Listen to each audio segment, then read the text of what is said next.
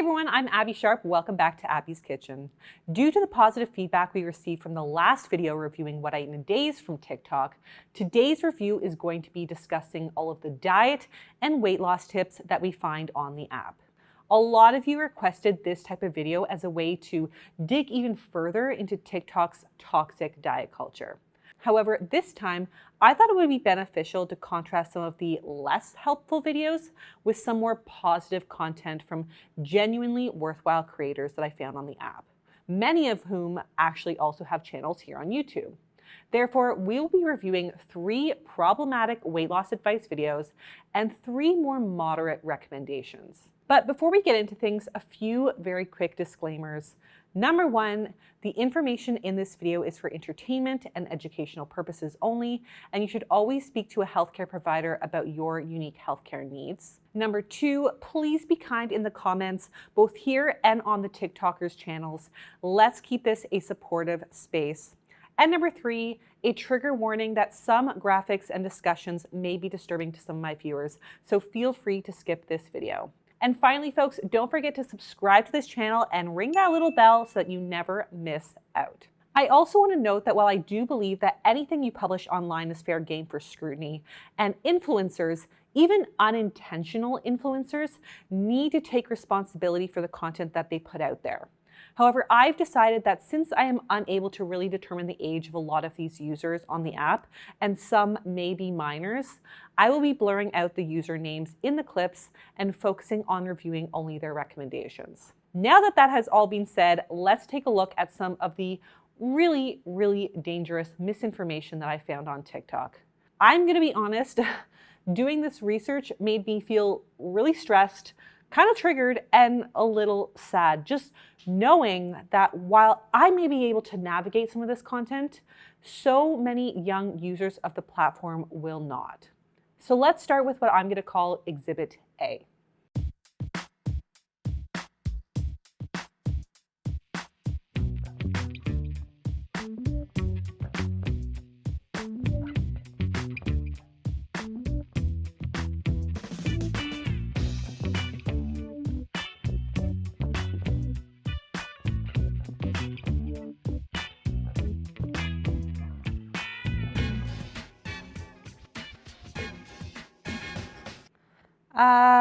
Yeah. I have a lot of feelings, but let me keep it evidence-based by breaking down some of these misinformed claims. First, I have gotten tons of questions from viewers asking me to discuss the holy grail that is lemon water. So let me clear this up on Abby's Kitchen once and for all.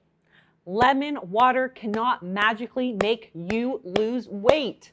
Ugh, the only stretch of an association that I can even make here is that acidic foods delay gastric emptying. So maybe that's supposed to make you feel more full? I don't know. What I can say is that the impact of that is negligible at best. And if the only thing in your belly is water, you're not going to stay full for very long. It also may be the thought that lemons add fiber to your water, which also contribute to satiety. But like, a whole squeezed lemon will give you just 0.1 grams of fiber, which is virtually nothing. With that being said, if adding lemons to your water makes it more delicious for you, amazing. Like, get that water in any way you want. But lemon water does not burn fat. Second, it is true that your body burns some calories through the thermic effect of cooled water. Evidence suggests that it could be up to 23 calories for a half of a liter. And while that may seem like a lot in a vacuum, it likely won't really make much of a difference once we factor in all of the compensatory mechanisms that your body makes in order to maintain its preferred weight. Also, it's true that increasing water intake does seem to be associated with weight loss in the literature. However, it's unlikely that this is because of the thermic effect of water, and more likely that it's because it just displaces sugary drinks and other forms of calories in your day. So bottom line, folks, staying hydrated is really so important. But unless you're replacing something calorie dense with those 2 to 4 cups of water, it's unlikely you'll just effortlessly lose weight. Let's move on to Exhibit B.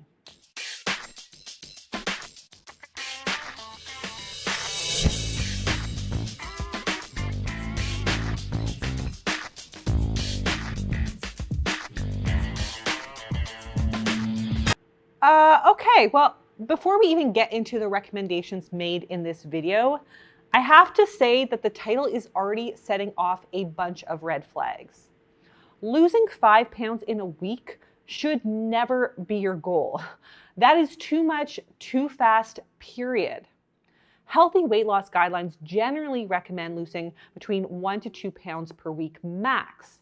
Anything above 2 pounds per week is considered rapid weight loss, which may sound tempting and kind of like a good thing, but it's actually considered both unhealthy for the body and unsustainable in the long term due to metabolic adaptation, aka metabolic damage.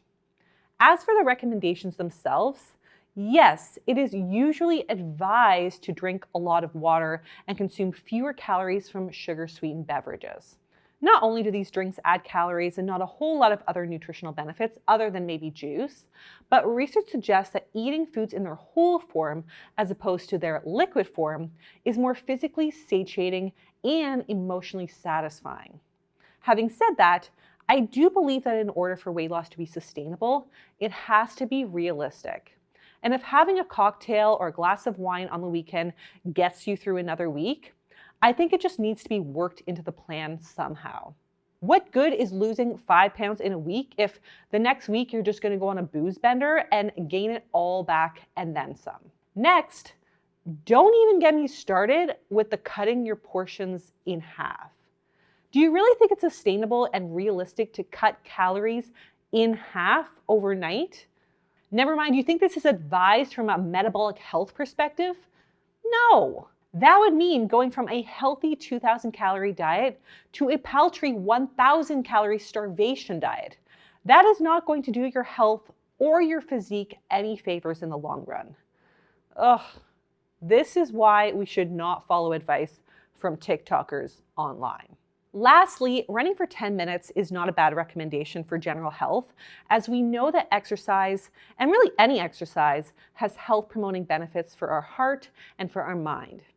We also have evidence to suggest that exercise may even help with the prevention and management of various diseases like diabetes, depression, and cardiovascular disease. But not only is 10 minutes totally arbitrary and not even aligned with most health authorities who suggest 30 minutes of moderate exercise per day, but when it comes to weight loss specifically, I'm sorry to break it to you folks, but exercise isn't really the most effective tool in our toolbox.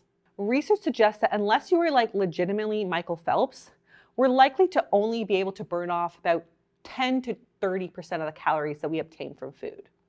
So if you're not paying attention to what you eat, that's not going to make a huge dent. Countless studies on school-age children have shown little to no effect of physical activity on body weight or fat percentage. And in adults, a meta-analysis of 14 studies found that both a 6-month aerobic exercise program and a 12-month program yielded basically the exact same modest results, just 1.6 to 1.7 kilograms of weight loss. This suggests that you may see a bit of progress in helping to support your weight loss in the first few months, but it's quite likely that you'll quickly plateau. While I do know that successful dieters who are able to sustain weight loss do tend to have exercise as part of their program and as part of their lifestyle, research suggests that they have to do a lot of exercise, like about an hour every day. And it still doesn't appear to be as important as diet, specifically when it comes to losing weight. There are a few major reasons why this may be. One is that a lot of people tend to reward themselves for physical activity that they dislike doing by just feeding themselves more food. Research suggests that when people view physical activity as unpleasurable exercise, they're more likely to head towards the high-calorie, indulgent snacks afterwards compared to people who label their activity as fun. The next is that we tend to overcompensate for challenging exercise by reducing our NEAT, or non-exercise activity thermogenesis, the rest of the day. NEAT includes things like fidgeting or tapping your feet, things that we don't really count as exercise, but that do contribute to activity throughout the day. So what ends up happening is you just unconsciously balance out the total activity by just moving less after your workout. You know how it is. You do a super badass boot camp class and then sit on the couch the rest of the day. Finally, cardio only is not the best recommendation when it comes to changing your body, since we know that the body can very quickly adapt to that 10-minute run, burning fewer calories over time. Instead, it's been shown that a combination of cardio and strength training seems to have the most benefits, both for sustainable weight loss and for metabolic health. Of course, I don't want any of this to discourage people from exercise, since we know that even if going on a 10-minute run has negligible impacts on our body weight, there are so many important health benefits that it encourages. When it comes to losing or maintaining weight, nutrition in combination with an appropriate, sustainable exercise regimen has a much larger impact on our bodies than the amount of exercise that we engage in alone. Also, let's be real, running is not for everyone, especially like running fast for 10 minutes. It is certainly not for me in my current baby body state, and I don't want people thinking that it's like running or bust. So choose an activity that you truly enjoy, that you can keep up in the long run, and that will not result in injury. All right, folks, let's move on to Exhibit C with some tips on how to lose weight in quarantine. Another tip I have is to know the difference between I'm actually hungry and that food just sounds good right now. If something sounds good, honestly, instead of eating that, maybe chew a piece of gum because obviously you just want like taste in your mouth. Or drink water because a lot of times you think you're hungry but you're actually thirsty. Or do an activity to distract yourself, like I painted my entire room. A lot of you guys noticed that I was drinking Herbalife protein shakes and teas, and I highly suggest drinking those because those have helped me lose a lot of weight. I was a little embarrassed to say the last thing, but I'm going to. Make sure that when you eat food, it comes out. And if you need help with that, just drink some coffee, okay? The last thing I'm going to say is it's okay to eat what you want. If you're hungry, then eat. Don't starve yourself. But control how much unhealthy food you eat and control overeating. So I'm not saying you can't eat cookie dough, but if you do, only eat a little. And that's what I've been doing during quarantine. Oh boy. There's a lot to unpack in this one. But to start, of course, there's a difference between physical hunger and just wanting food. However, this sentiment is really failing to consider things like emotional or mouth hunger, which are valid in and themselves. When you practice eating intuitively and give yourself unconditional permission to eat the foods that you crave, you'll just likely find that you'll start to eat predominantly out of physical hunger, and you'll lean less heavily on foods to fill your emotional void. And when you do have a craving for something out of emotional or mouth hunger, you can honor it without it becoming a binge and just move on. No judgment, no endless binge restrict cycles. It's just another day and another meal and not a big deal. It's also important to emphasize the importance for your relationship with food and for your body to honor and respect any of these types of hungers. Chewing gum, drinking water, or engaging in an activity to distract yourself from your body's intuition will only create greater body distrust, which will even further perpetuate overeating. This is such a problematic yet common belief rooted in diet rhetoric. As I've said before in my previous video reviewing all things Adrian, there is no strong evidence to suggest that thirst and hunger are confused, as these are completely different sensations and communication mechanisms in the body. Water may create a feeling of temporary fullness in the body due to it triggering the vagus nerve. However, this sensation is really short-lived, and that hunger will double down and likely cause overeating when it comes back in the next wave. The second suggestion was to drink protein shakes and teas, particularly from the Herbalife brand. Is this her MLM selling pitch? Anyways, just kidding.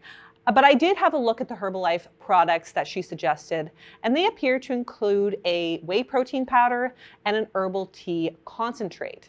So while protein powder is a great convenience food if you're looking to sneak some extra protein in after a workout or even into your breakfast smoothie, and herbal tea is a tasty and refreshing drink, neither of these drinks serve a unique purpose for losing weight or to jumpstart your metabolism as the Herbalife ads suggest. Protein is inherently satiating, like I said. So yes, including protein in your meals is a much better way to promote actual satiety than just drinking water alone. As for this tea concentrate, this is just a vehicle for caffeine, with the first two ingredients being maltodextrin and fructose, so a starch and a sugar.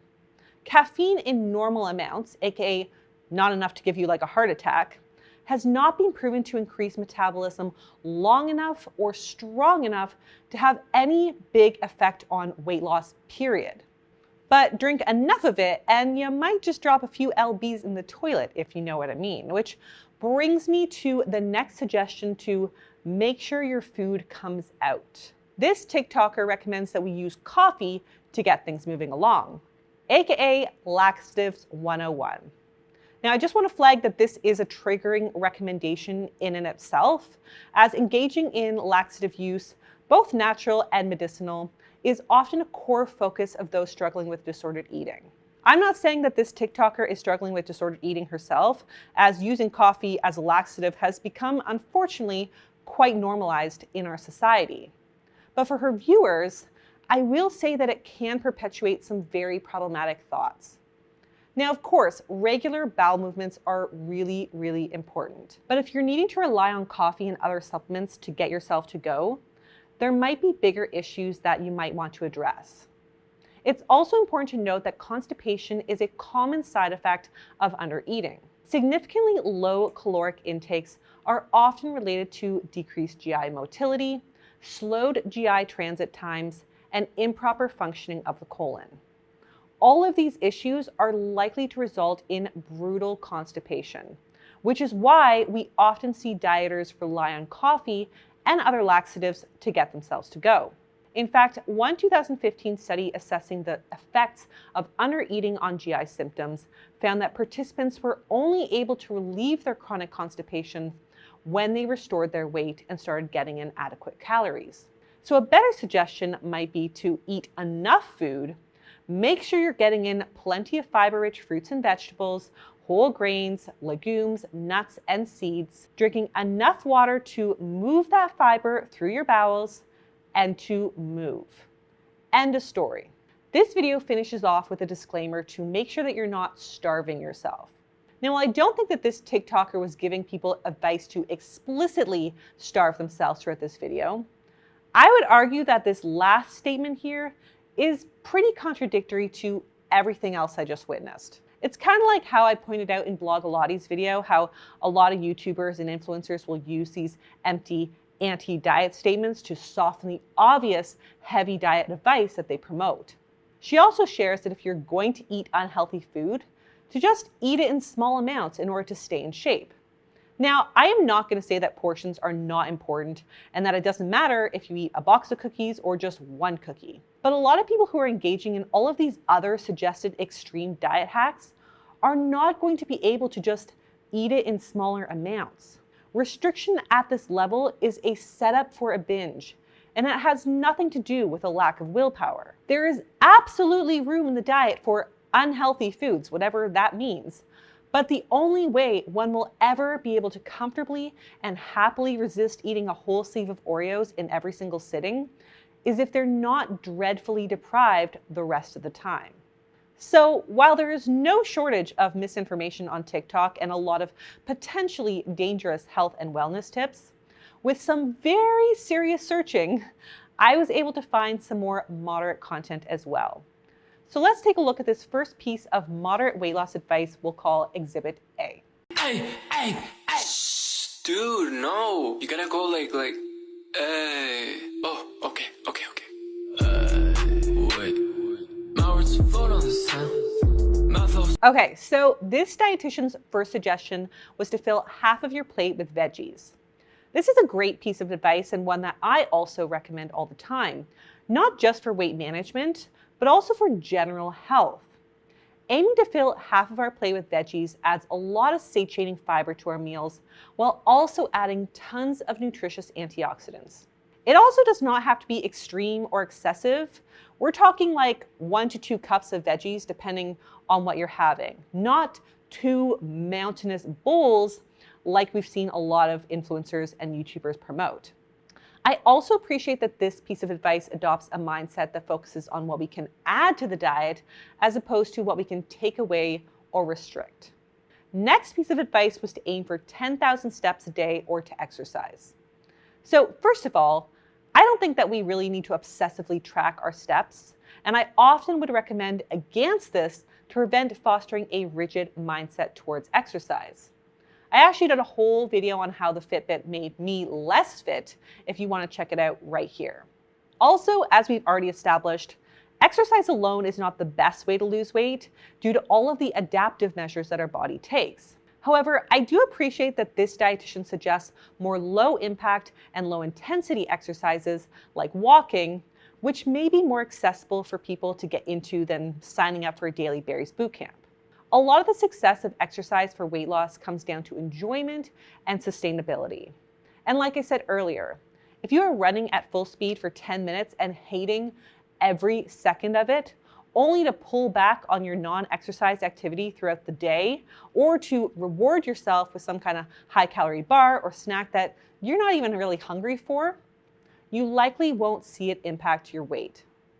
But if activity is just built into your day because you're taking the stairs or walking to work or running around the house after your kids, then the research suggests that you're a lot less likely to engage in some of these compensatory behaviors that often thwart your weight loss success.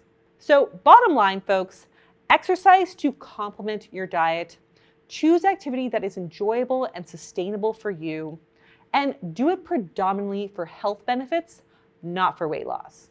Okay, next was to manage stress and boredom eating.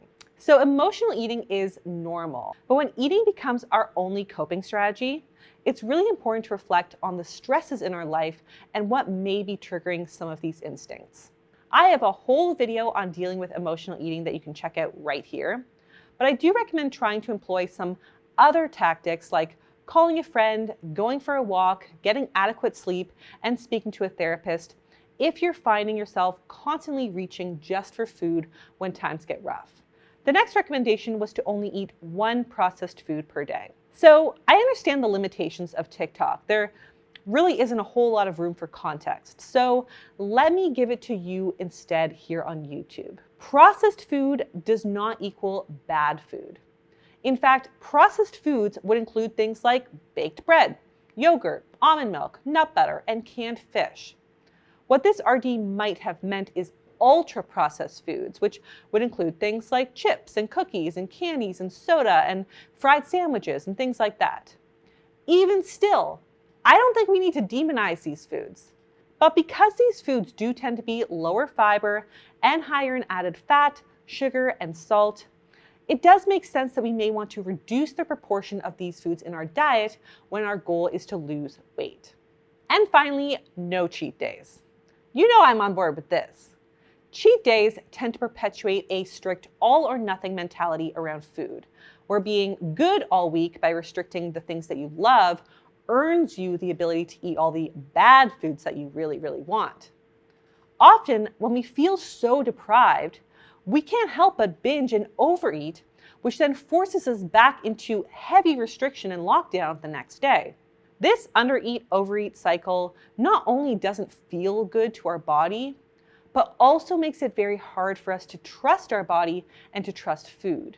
It's also very easy to undo the caloric deficit that we've created in a week with just one massive cheat day meal. Just think about this for a hot minute. Let's say theoretically you need 1,800 calories to maintain your body weight, and you've created a deficit by consuming 1,300 calories on Sunday through Friday to lose weight. Then on Saturday, you have a 5,000 calorie cheat day meal from dining out and drinking a lot of booze. Your 3,000 calorie weekday deficit is now a weekly surplus of 500 calories, which could theoretically have you gaining, not losing weight. Now, in real life, your body doesn't hold you hostage to such small variations in calories, and likely nothing would happen at all. But I'm just trying to make a point that all of your hard work and deprivation would be done in vain, and your weight would probably stay relatively stable after all of that. Not to mention, that binge restrict cycle will likely further perpetuate body distrust and a general unhealthy relationship with food. My suggestion instead is to incorporate moderate amounts of the foods that you genuinely enjoy on a regular basis throughout the week, allowing you to maintain momentum on your diet. All right, now let's look at Exhibit B by a master's nutrition student. Let's take a look. Natural ways to boost your metabolism. First is to make sure you're getting in enough protein in every single one of your meals throughout the day. Second is to build muscle. So you can do this by weight training. Like I've said before, the more muscle you have on your body, the more fat your body's going to burn naturally, and then therefore increasing your metabolism. Make sure you're getting plenty of water throughout the day. Remember, half of your body weight in ounces. So if you weigh 140 pounds, that'd be 70 ounces of water. Next is to snack. So having a couple snacks throughout the day just to make sure that you're not letting your body get too low on energy and keep your metabolism running throughout the day. And my last tip is to make sure you're getting plenty of sleep. This is key, you guys. Get at least 7 to 8 hours of sleep a night. I promise you'll see a difference in your weight loss and just health journey overall. Okay, so I'm usually pretty weary of intros with titles such as natural ways to boost metabolism, as this is usually followed with a lot of diet culture talk. But I was pleasantly surprised by some of the reasonable suggestions given in this video. So let's break them down. Number one, getting enough protein. This is not untrue, and one of the many reasons that I point out when protein is missing in a lot of YouTubers' meals. The research is very clear that in the macronutrient satiety hierarchy, protein is king because it keeps you fuller longer after a meal for a small amount of calories per gram. Protein is also thought to help support a healthy metabolism because it has a greater thermic effect of food, aka TEE, when compared with other macronutrients. And therefore, it requires more energy to break down and digest. So for example, protein requires 20 to 30% of your energy output to digest, while carbs use about 5 to 10, and fats generally use between 0 to 3%. It also is essential for building muscle mass, and muscle is more metabolically active than fat. Now, truth time. The metabolism boosting benefits of eating more protein might kind of be minuscule in the grand scheme of one's metabolism, since the thermic effect of food only makes up about 10% of your total caloric output. But it's not an untrue statement, and I do think that the satiety factor alone is enough of a reason to make sure that you're getting your protein fill. Number two was to build more muscle. So the more muscle that you have, the more fat you will burn because it increases your body's resting metabolic rate, or RMR. The RMR is the amount of calories that the body requires at rest just to carry out basic life functions like breathing and brain function. One study found that 16 weeks of resistance training increased participants' RMR by 6.8%, while another meta-analysis found significantly greater improvements in RMR for subjects performing resistance training compared to those performing aerobic exercise. So, yay for lifting weights. Number three was drinking lots of water. So like I said, it's always a good recommendation to stay hydrated. And as we've already established, technically yes, it might slightly increase resting metabolism. But more likely, the reason that it has any benefits for weight management is that it can more easily displace calorie-dense beverages and foods in the diet. And number four, getting plenty of sleep. Getting adequate sleep helps to regulate our mood, our stress levels, appetite, improve brain function, and support our performance in the gym.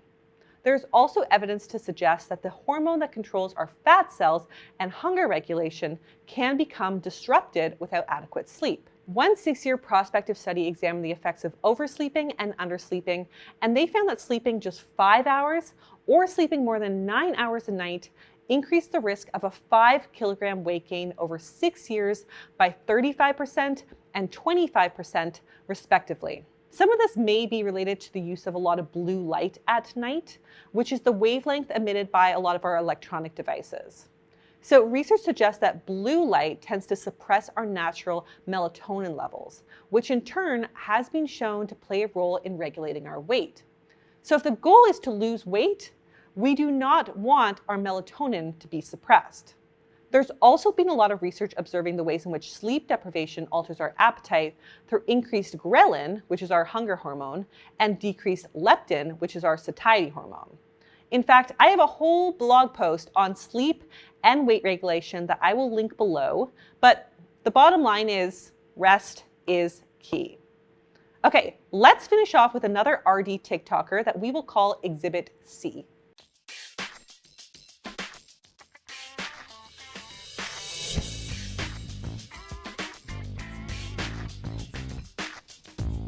Okay, so her first recommendation is to load your meals up with protein, fat, and fiber.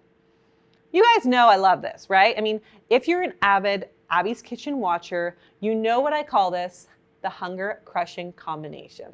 I always suggest making sure that your meals contain at least 2 of the 3 hunger-crushing compounds, including fiber, protein, and fat, as a way to bump up the satiety factor and optimize the nutrition in your meals and snacks. I've got a whole video on healthy snacks and how you can build healthy snacks that you can check out right here.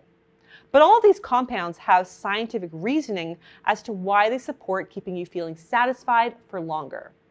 For instance, protein is the macronutrient that requires the most work to digest, meaning its transit time in your GI tract is longer than that of other foods. Protein has also been proven to reduce ghrelin levels, which, if you remember from earlier on in this video, is the hunger-stimulating hormone.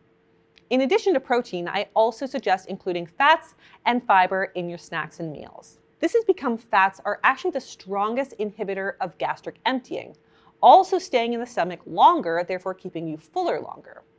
Fiber, on the other hand, helps to reduce the glycemic impact of carbohydrate-containing foods by slowing down transit time and delaying stomach emptying, preventing those blood sugar crashes and subsequent hunger pangs. So yes to fiber, protein, and healthy fat in some combination in most meals and snacks. Next is to eat fruit as part of your meal instead of by itself. So I love fruit because it's packed with vitamins, minerals, healthy complex carbs, fiber, and hydration. But again, I agree that it's ideal to not consume naked carbs whenever we can, and that goes for all carbs, not just fruit. In other words, like this TikToker's first tip, it's all about combining 2 or more of those hunger-crushing compounds to build a more satiating snack or meal. Pairing a banana, for example, with some nut butter or an apple with some cheese would boost the satiety factor and leave you with some more stable, long-lasting energy levels. Not to mention, these combos are just naturally intuitive because they just taste really great. Next is to include snack foods in the right portions for you. So snack foods are delicious and can undoubtedly be part of a healthy and balanced diet, even for those trying to lose weight. However, as I discussed in my snack video here, I like to think of snacks as mini meals, not necessarily as treats. There are room for treats, or what I prefer to call fun foods as well, but they are a completely different discussion.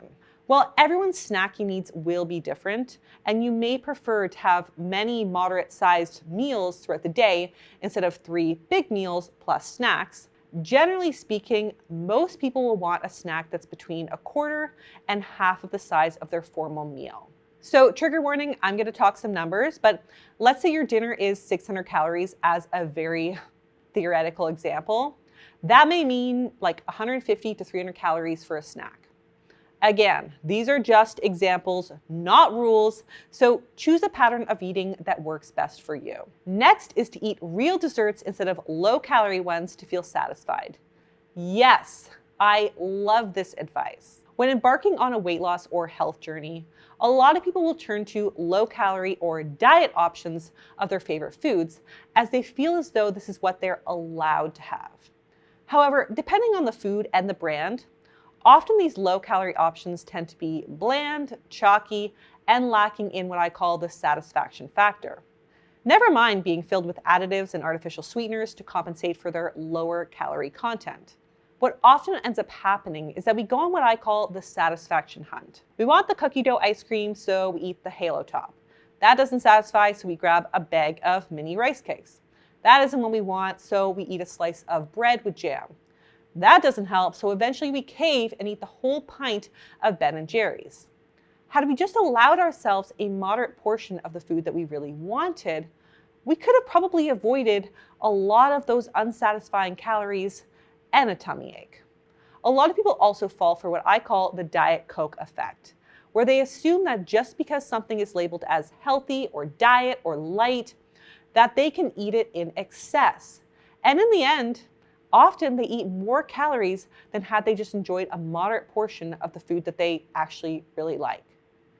Giving yourself permission to eat all the foods you genuinely enjoy every day makes for a much more balanced, sustainable, moderate, and overall enjoyable approach to your eating, even in the context of weight loss. Okay, so let's sum this up. After reviewing these 3 short videos, I'm sure you're all sensing a bit of a common theme that all of these creators are addressing throughout their videos that I will reiterate here.